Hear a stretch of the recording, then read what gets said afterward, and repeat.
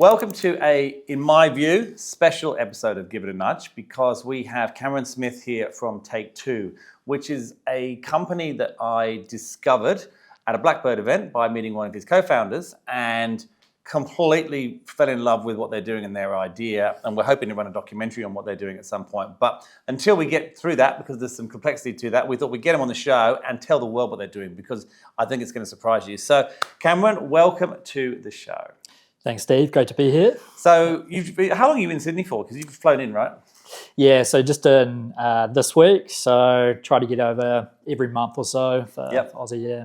Cool. Well, I guess before we go into the depths of what you're doing, because there's quite a lot to it, just to give the audience a sort of setting the scene, just give us your elevator pitch of what Take-Two is. Yeah. So Take-Two set up to give individuals who have come into contact with the justice system a second chance at life. So we do that through tech training and employment over a long period of time. So it's a 3-year program, pretty intensive. 1 year of training, the tech side, but also everything we wish we learned in school but never did. And then the support side around creating employment pathways and support for individuals to take that next step and never look back. Cool. Well, we all need to take two. I know I needed a few in my life. So I love the concept of it. And I like when I heard about it at Sunrise, honestly, it blew me away. And obviously we've spoken so many times since then. Yeah. But I'd like to go into your history a little bit before we go right into the depths of where you're at and where you're going, because there's just a lot to unpack. So I'm always interested, and I think the audience is always interested to find out how founders become founders. So Take-Two's been going how long? It's been going for close to 5 years now. 5 years. Yeah. So prior to that 5 years, what was going on in your life? Yeah, so prior to starting Take-Two, I had a background in recruitment and investment. Yeah. If I'd known that, we'd have never built a relationship. Yeah, exactly. So I hear your pain. So with that, I'd never actually thought about being a founder, wanting to start my own company. It never really occurred to me as something to do until I came across a problem that I really wanted to solve. This is the classic. This is it. This is what everyone dreams of. Yeah, right? yeah. So a bit of an unintentional entrepreneur, and yeah, with that, it took a big step to take the first step, and I think that was probably one of the hardest parts, I'd say, to step out and do that. You leave your comfort zone and all these other career paths, and for Take-Two, which at the time I sounded like a bit of a crazy man pursuing what has now come to a reality. So, do you see it as a big step now? Because I know for nearly everyone who does it at that moment, it's massive. Yeah. 3 weeks later, it's not such a big step. 2 years later, it's like whatever. Is that, or do you still feel it was a big step? Not at all. I think you, see, it's funny, isn't you it? build things up in your mind, and you often don't know any different as well. So you don't know what's on the other side, and there's that fear of the unknown. And once you take that step, you're not looking back. You just keep charging. And pretty glad I did it in the end. But I don't think. Well, no one has come on the show. Maybe if you do regret it, you don't come on the show. I don't know. I don't think we've had anyone come on the show who's regretted it. Yeah. And you said that that's the classic line. There was a problem I wanted to solve. What your organisation does is helps young people who have fallen into the justice system for something that's obviously stupid or whatever, for whatever reason, and you're giving them a second chance when they come out to build a career, right? That's in its most simple form, is that right? Yeah, young and old. Okay, yeah. We've got some participants to give some flavour to the work we do. Are you saying older people have flavour? Are you trying to compliment me? Oh, so one of our older participants was a chef. So there you go. Beautiful. And felt the code was a bit like a recipe, but he was nicknamed Floppy Disk by his cohort because I'm not sure that's a great name.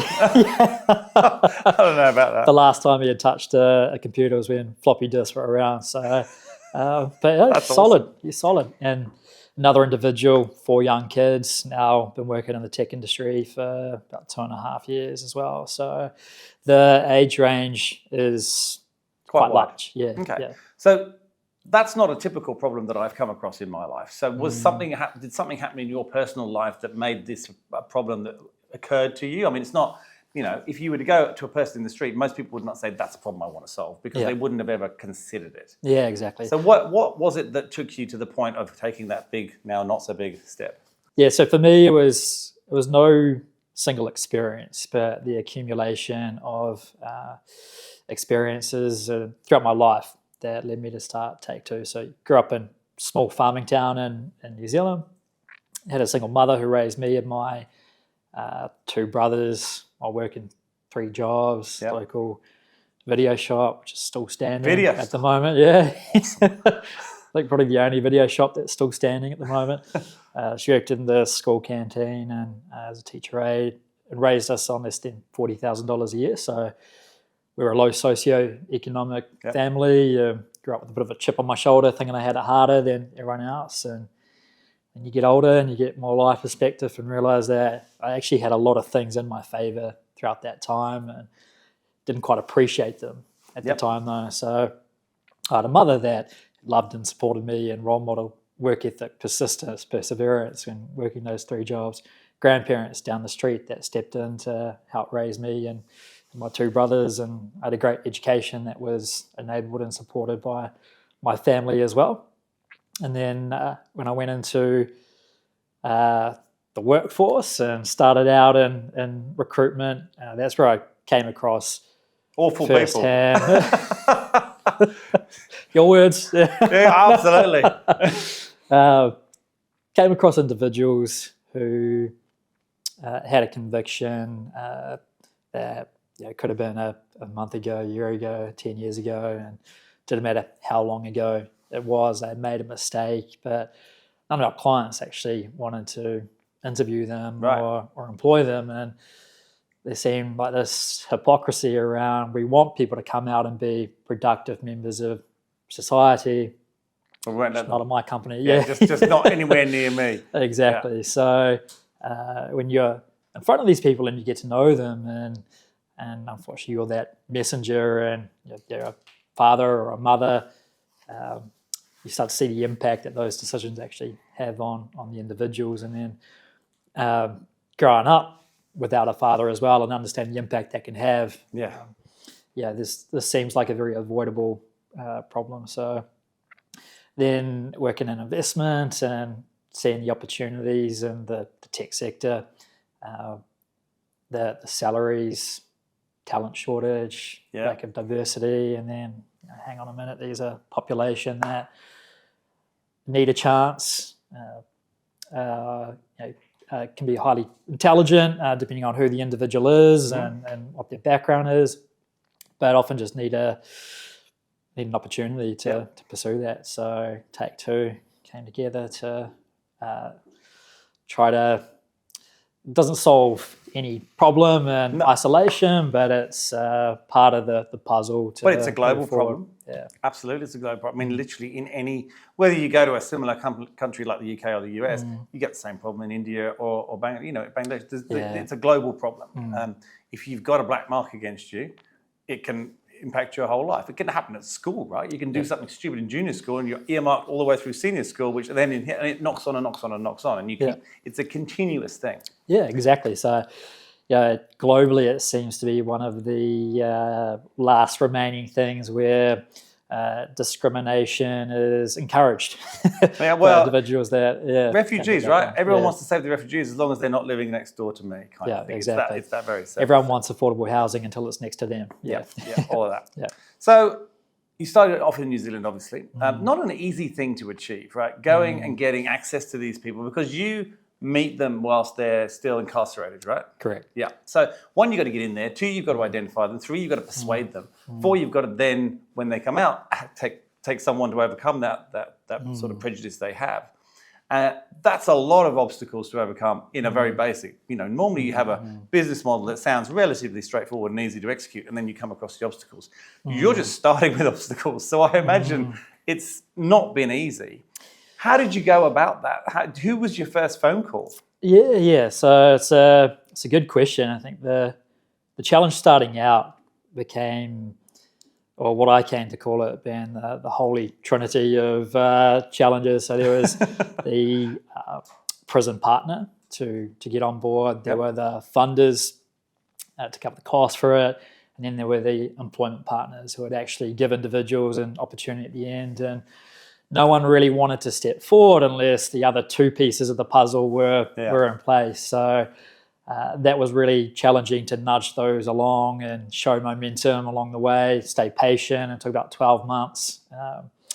Who blinked? Oh, by the way, nice word to use, nudge, by the way. Yeah. Who blinked first?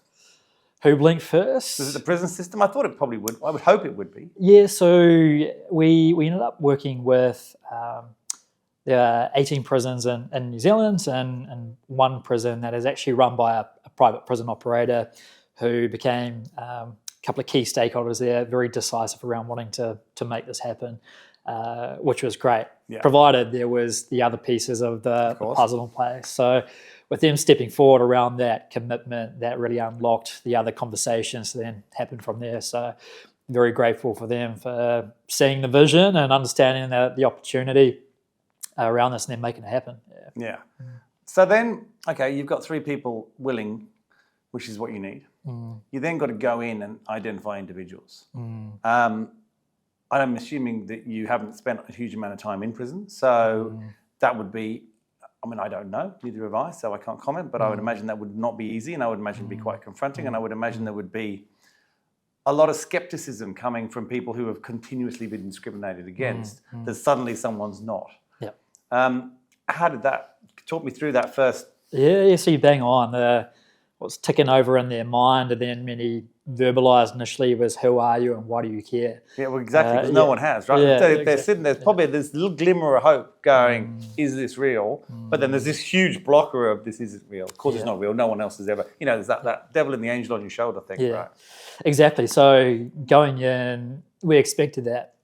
Yeah. And how do we, I bet. how do we help convey the opportunity that is in front of individuals to convince them that this is real and not a dream that we've concocted for some of them that may not come to or a trick. fruition, or a trick, but also really get them to believe in themselves that this can be a career pathway for them too, because for many of our participants, they've been the first person in the family to work in an office environment, let alone work in tech. So they didn't grow up thinking I'm going to be a coder when I'm older. So when you nickname floppy disk. Yeah, exactly. But he's nailing it. So going into the prison starting out, we had a information seminar, getting a lot of potential participants in the one room and knowing that here's a chance where it can't just be me up the front speaking and selling the dream. It has to be a whole bunch of other stakeholders who are playing a role in this journey with the potential participant, with Take Two, around why they care, why they're getting involved. So one of our board members at the time was the CEO of a tech agency. They had built the COVID tracer technology in New Zealand, and he came in and shared about why they're a partner, why they want to hire one of the first graduates coming out of the program.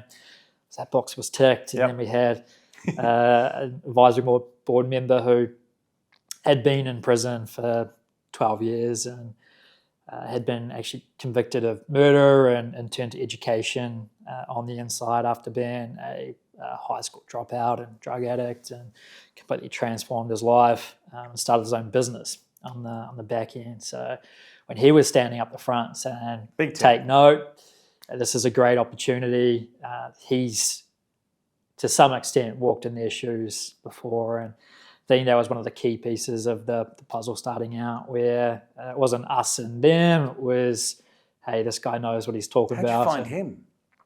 So how did I find him? Through several coffees, starting out, talking to people around what I was looking to do, and his name kept coming up. And they're like, you gotta read up about this guy, watch his videos. And so I looked him up, and I was like, this guy's amazing, and reached out to him cold around what I was doing.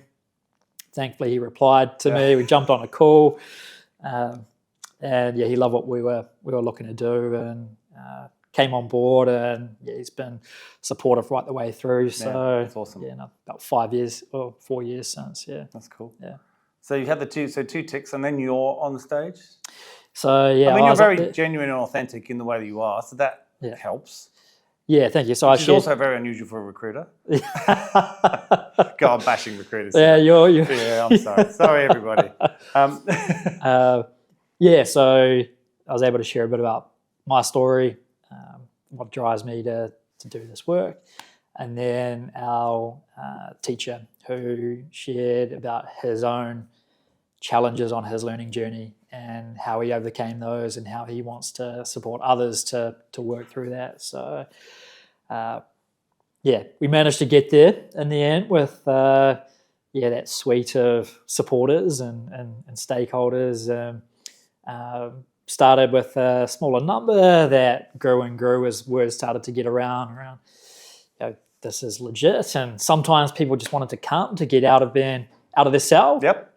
And locked up and play on a computer for And how do you identify them? Yeah. Like, was it just open to anyone to come, or did the prison decide, or did you set a criteria of sort of, I don't know, minimum kind of offence, or how do you So we have eligibility and then suitability. So as we were thinking through this, we needed individuals who were literate and numerate, which might sound straightforward, but in the justice system, unfortunately, there's many challenges with literacy and numeracy. So that becomes a screen for individuals to... Is that because the learning journey is just too long? It's just they need to be able to read to learn and do the work. So us being really honest and practical around what we can do. This is not a program for everyone in the system, and it's not a silver bullet. But for some in the system, that this is a great opportunity for they can take hold of it and move forward. So there was literacy, numeracy. There was also the type of offence. So as I was starting to speak to employers, you start to get a real sense of what their fears and concerns are. How strong and how their prejudices are. Yep.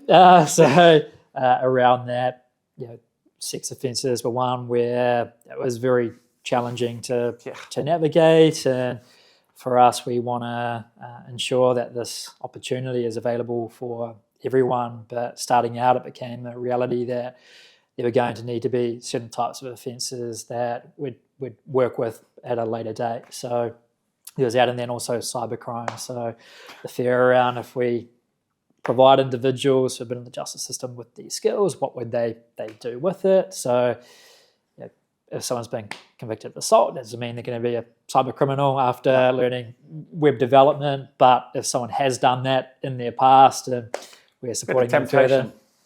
Correct. So there became those filters as well, and then the length of time as well. So does someone have long enough on their sentence to actually finish the training in the prison environment before getting out? And that became a real challenge as well, where we say it's a year of training, but people were starting to pop out of the training and classroom in the prison environment after 6-9 months, which is great. You want to help them as much as possible to get out, but how do you then support them from there? So we subsequently tackled that. So that became the eligibility side, and then there was suitability, which became sitting down in front of them. How motivated are they to turn their life around, commit themselves to what would be a pretty challenging journey, and then bringing them into the classroom, having them experience it for a day, and then if they're committing, we're committing to them. So once they've finished their sentence, the idea is that you place them in a role. So I'm guessing that does that sort of process of, is it a traditional sort of interview kind of process? Do they apply to jobs? You've obviously got a number of employers who have agreed to go into your program.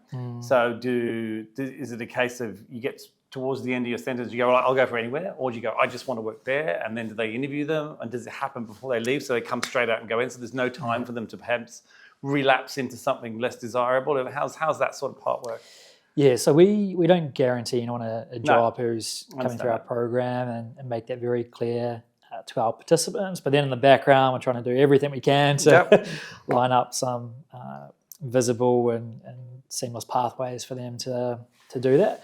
So for some of our initial individuals coming out, we had lined up some employment partners through conversations over several years to take someone. And so by that point, let's bring them in, let's make it happen. And the interview process was more around who are you as a person, where would you fit, how do we make this work? So we had some great partners like Datacom and Rush and Spark, just like our Telstra in New Zealand, who were able to help make this happen with the participants, and then that created those visible pathways then for the next cohort coming through to see that again.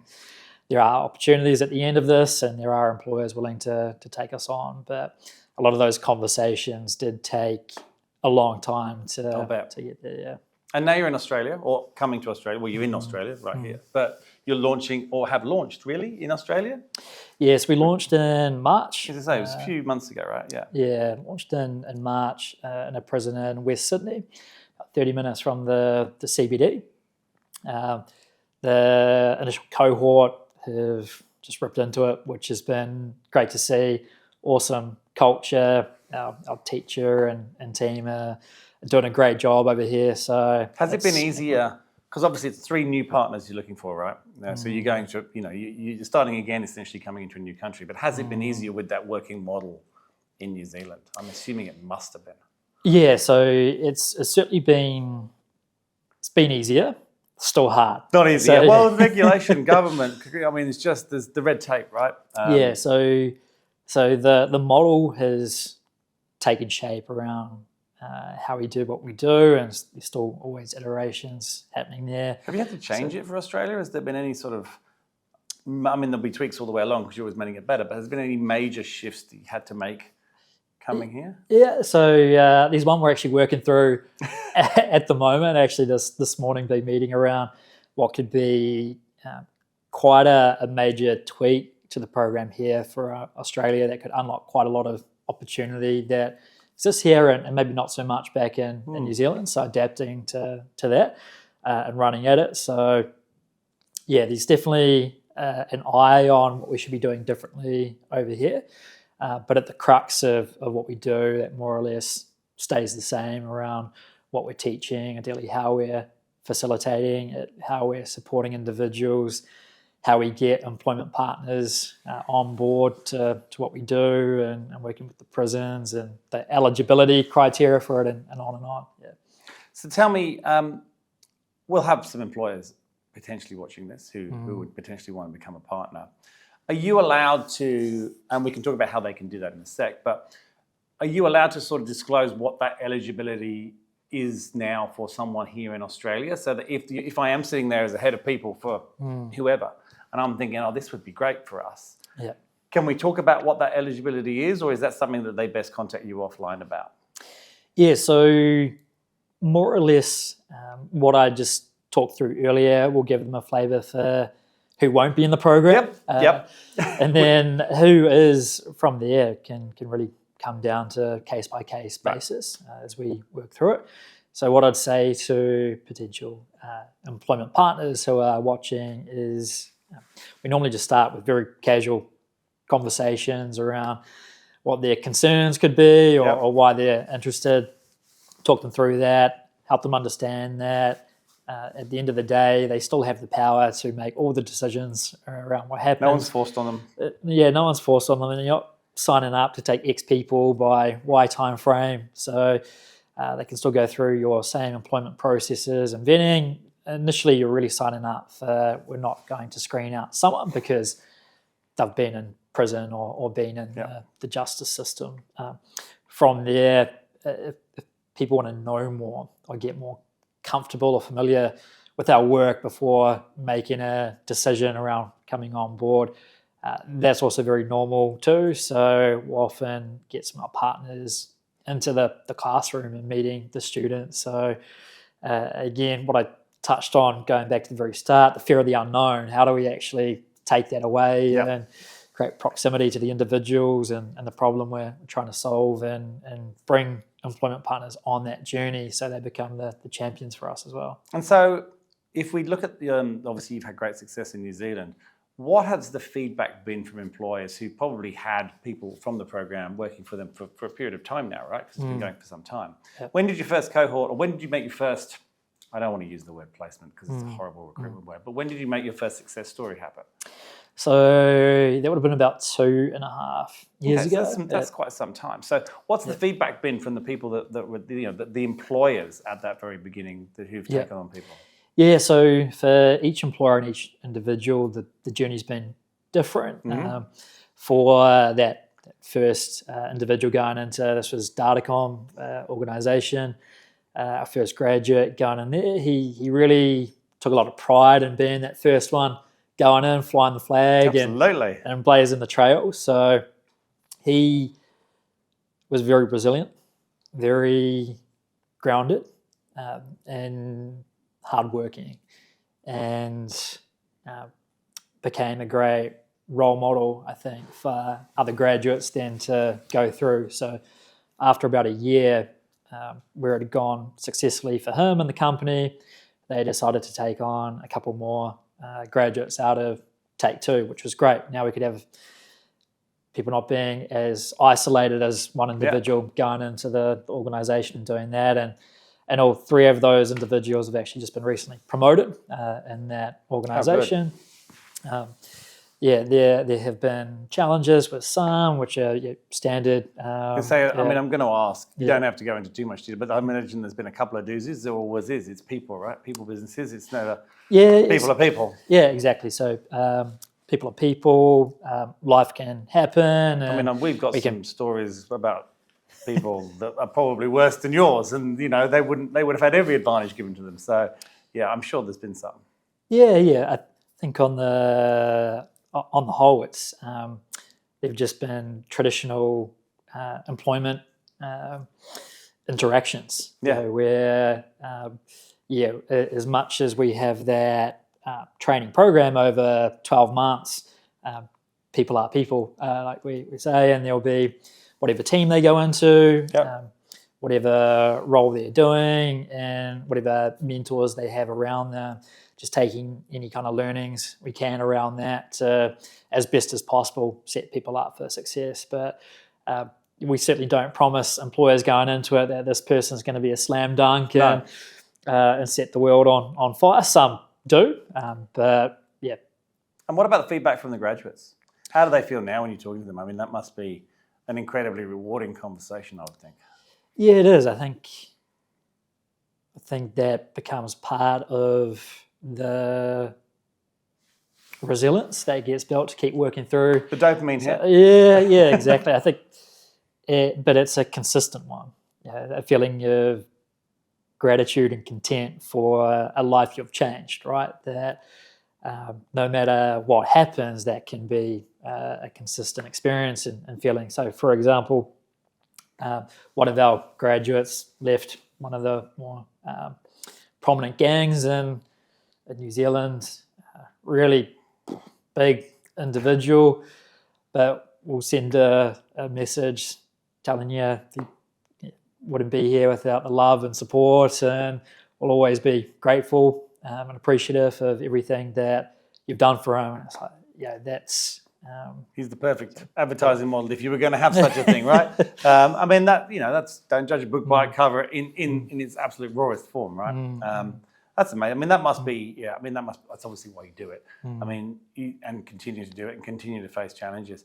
So I guess you're here now. Hopefully there's a lot of people listening to this. Let's talk about that a little bit. So if there are employers who are interested in learning more, they will put your details and everything in the description below so they can reach out to you. What other kind of help are you looking for? It's not just employers. I'm sure there's all sorts of things. What other kind of people should be reaching out to you? What other people do you want to hear from? Yeah, great. So there's different ways for potential partners to get involved. So some of the easiest ways can be to come in as a guest speaker into the classroom. So we'll get a range of stakeholders to come in, from business leaders to tech professionals right through to junior developers who can often be the most popular guest coming into the classroom, and as our teacher said the other week, just becomes a bunch of devs talking to each other in the classroom, which is really nice. People who want to be a mentor as well and come into the classroom, ideally a technical mentor, and support them on their learning journey, and support us and our teachers around that. But yeah, the number one way to get involved is to really think about who you hire and how you hire them, and what kind of checks and balances you put in place, and some of those policies still relevant for the role, or are they historical in there, but how can that be tweaked to create some pathways for people coming out of this program that is by far the most meaningful way to get involved in it. Yeah. And have you had success in any women's prisons yet? So I think context is really important around this one. Where a question we get asked a lot, and ideally we'd like to be working with women as well as men, and the tech sector, but also like more women. Oh, well, we know that. That's why I asked as well. But when it comes to the prison populations, it's actually very, very similar between New Zealand and Australia. 94% of the prison population are 94. men. That's wild. Gosh, you see these. I don't know why. I mean, I've never thought about it, which is probably shocking in itself. But that's incredible. Yeah. So I mean, it's obvious why you're dealing with a lot more men. There's no choice in that matter, regardless. But that's astounding. I did not know that. Yep. So that's a cohort where we can actually have the biggest impact at the moment. Yeah. And logistically, with all those other things there's a lot going on. But when we work in the community, which is actually something we've started to do in Auckland and New Zealand, and we'll do next year in Sydney, that's where we can impact men and women together. But proportionally, again, those who are in touch with the justice system and are in the community are still predominantly going to be men as well. So you're going to try and bring the program in prior to jail. Is that the idea? So sort of catch people maybe in that step before they do make or get caught, or then they're known to the system but they're not in the system. Is that what you mean? Yeah. So it's logistically, in a way, more straightforward for us in terms of who Take Two is and who we serve, to do it for individuals who are in the system looking for that second chance. And you know where they are, right? It's easy. To an extent, yeah. So in the community, it becomes individuals who may have been serving their sentence in another prison and they're out on parole now, and they can train in the community, or they're on home detention, never went into prison, but they get permission to come each day to the class, right through to community service. And then in the future would be, what do those preventative measures look like, where they haven't even. Do you think you'll branch out the tech sector as well? Obviously the tech sector is a great space, and like you said, salaries, tech sector is the future. But there's also lots of other sectors that struggle to hire. Is that something, I mean, I know you've got a lot going on, and I'm not talking about, is it something you want to do, but is it something you've ever thought about, or that you might do at some point? I mean, I'd love to run an organisation where we could run a range of programs and education models for people in the justice system, and set them up for a range of careers. And so right now we've got our hands full in this area, and that's our focus. But over time, we would look to expand the offerings we can provide to participants. Well, look, I think it's incredible. As I was taken with it the moment that I heard about it, and I hope Nudge Productions gets to come and do that documentary, because I think it will be epic. We'll see how we go with that. But thank you for coming in and sharing with that. Is there anything else that you'd like to sort of say to the audience before we sort of sign off? I mean, I just encourage anyone who thinks this is a good idea to get in touch with you and see how they can help. But or if maybe that's too many people, you can get in touch with me first, whichever way you're comfortable. But is there anything else you'd like to add? I think with this, lean into the discomfort around it, where it may seem like a step too far for your organisation, where you've got so many things going on in your world as well, and this doesn't sit under core business and may not impact the bottom line, but can be a way where whatever sector you work in to actually have a huge and profound impact on someone's life. And to understand that more, just get in touch, and we're happy to take the conversation from there. So appreciate you, Steve, as well, Pleasure. for giving the opportunity to come on here and share our story. Keen to chat more about that documentary as well. Yeah, So, it's going to be good. yeah. Guys, I hope you enjoyed that. I'm glad that I got him in here to talk about that. We've been wanting to do this for a while, so it was important to get that message out there. If there's any interest at all, please reach out to Cameron or myself, whatever works. Please don't forget to subscribe, and we'll see you next week.